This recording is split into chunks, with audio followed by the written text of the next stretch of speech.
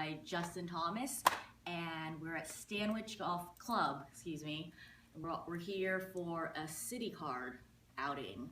So thanks to City for having this, and Justin, you are an ambassador for City. What are some of the perks of being a card holder?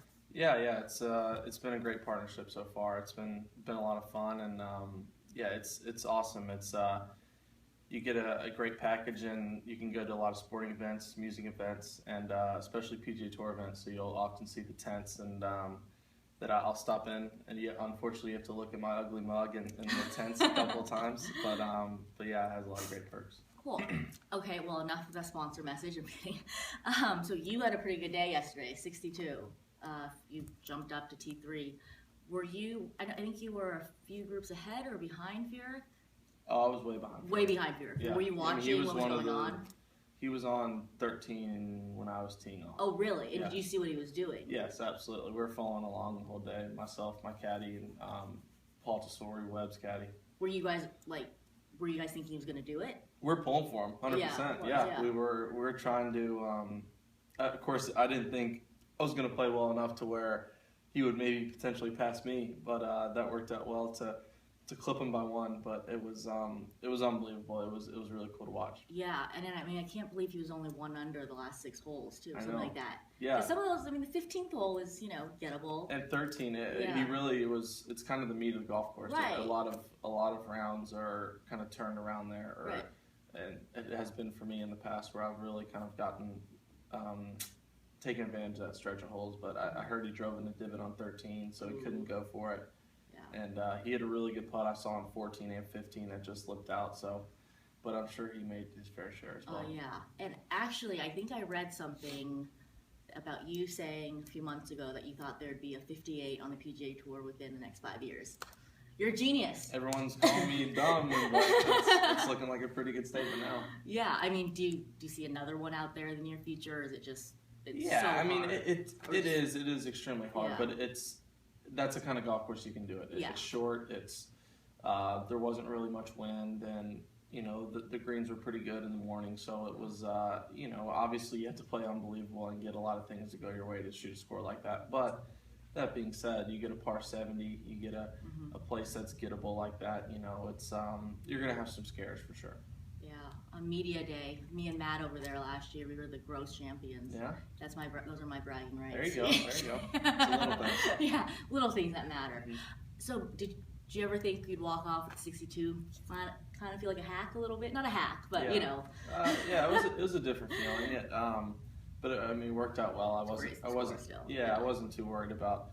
Everyone was saying not getting publicity or not getting the attention I felt like I deserved, but I didn't really care. It was a great end to a week that I felt like I'd played well and I got much out of it to get another solid finish. Well, what was cool, I saw your tweets about how you played with Fear the first 2 rounds and how you made like a 30-footer, an 18. Yeah, it was really impressive. 3 of the last 4 holes. Yeah, 5 holes to go. He was 2 off the cut line, and he was 2 under, and just really couldn't get anything going. Couldn't make any putts, and he got up and down on our 14th hole for par, made about an 8-footer, and then our 15th hole he made about a 30-footer for birdie. 16th hole, and we're ending on the front, so number 7. Our 16th hole he made about a 12-footer for birdie.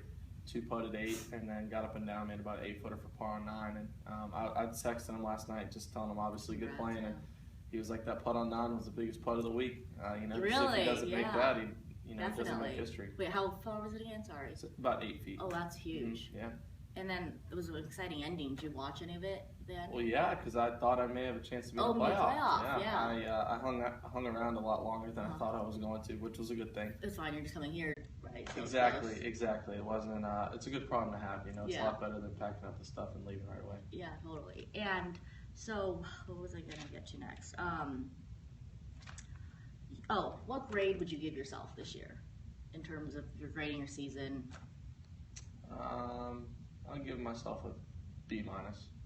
Okay, you made the cut at all the majors. You probably didn't finish as well as you would have liked, but yeah, I mean the British is the British. I was on the wrong side of the draw, so it's the first time I've experienced that, and it's gonna that's gonna happen at some point. And I felt like I played pretty well in the majors. I didn't hit it very well at the U.S. Open, but I kind of scraped it around okay and it was just trying to salvage some scores out there at Oakmont. And yeah, it's Oakmont, right? Yeah, I played well at the PGA and I putted well too. Just couldn't really get anything going, and that was with the conditions. Scores were low, where that kind of golf really doesn't do much for you. You get lapped pretty easily, so it just hasn't really been as consistent of a year as I would have liked. I'd like to have a lot more weeks like this past week, a lot more top 10s, and I've just kind of had a lot of those 40th to 60th place finishes, which I feel like I'm better than that. You are, yeah. Well, you still have a few more tournaments to go in the playoffs and everything. Do you know what your schedule is going to be like this fall? I'm not sure as of now.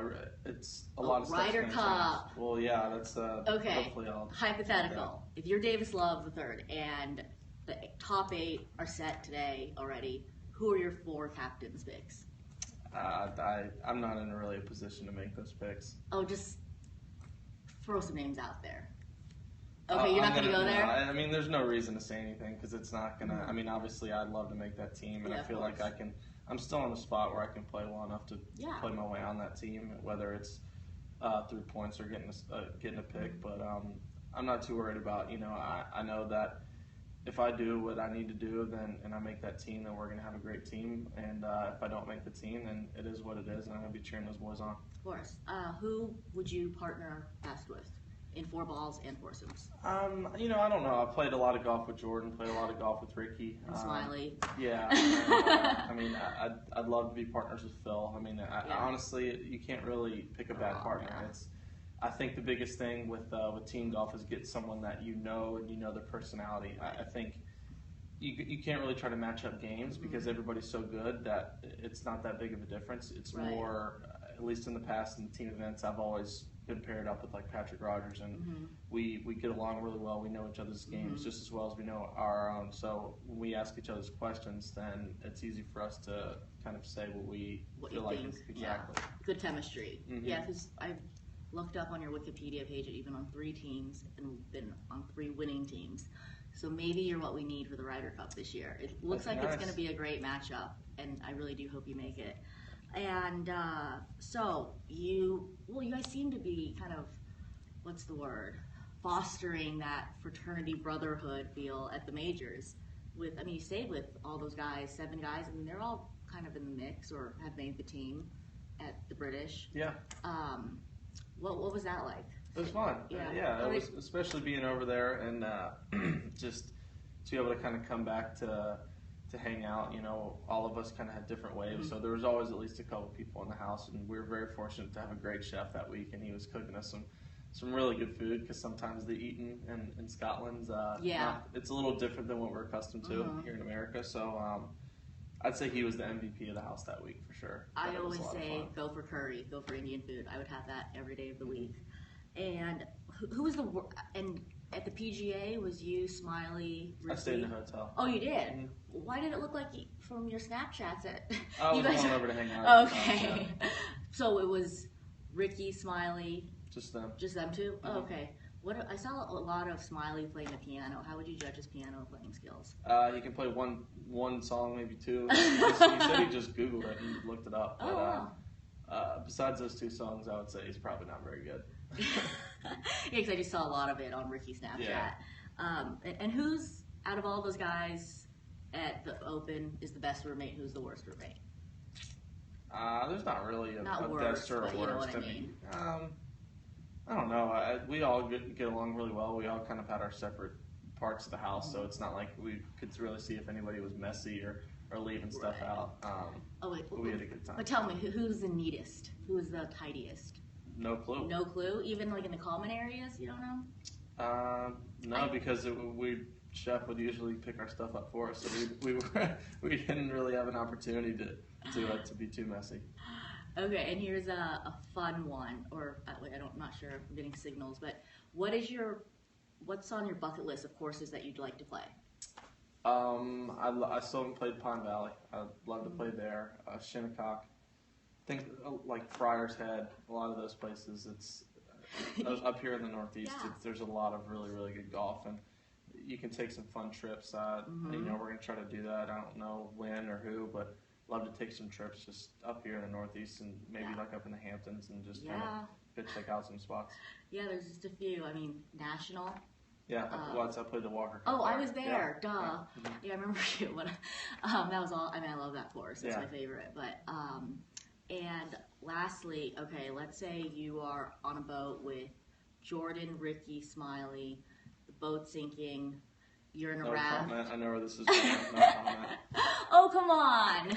I'm giving you a bailout, too. There's a raft. You're in it. You have a room for one other, and you have one life jacket. Who do you bring on the boat? Who do you give the life jacket to? I don't know.